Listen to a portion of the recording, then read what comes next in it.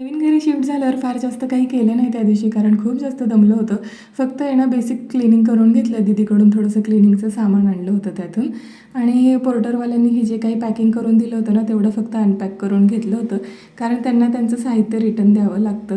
त्यानंतर दुसऱ्या दिवशी सकाळी सकाळी लवकर उठले आणि स्वयंपाक वगैरे करायचा होता मला त्या दिवशी, कारण त्या दिवशी होती अक्षय तृतीया आणि म्हणलं चला आज अक्षय तृतीया आहेच आहे, तर देवाला नैवेद्य करूयात आपण, असंही आलेलोच आहोत इकडे तर.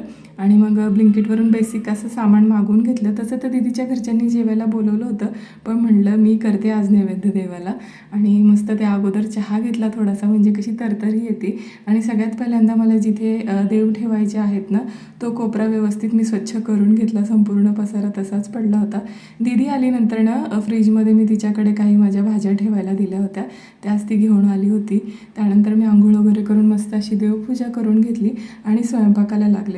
एवढा जास्त स्वयंपाक करताना त्रास आहे ना मला या अगोदर कधीच झाला नसेल. छोट्या छोट्या गोष्टी मला पोत्यांमधून वगैरे शोधून घ्याव्या लागत होत्या, पण कसंबसं मी केलं. आमरस वगैरे केला, देवाला मस्तपैकी नैवेद्य वगैरे दाखवला. खूप छान वाटलं. त्यामुळे जेवढं काही कामाचा ताण होता ना, ते थोडंसं मला हलकं झाल्यासारखं वाटलं. त्यानंतर घरी वायफायचं कनेक्शन बसवून घेतलं. असा होता माझा नवीन घरचा पहिला दिवस.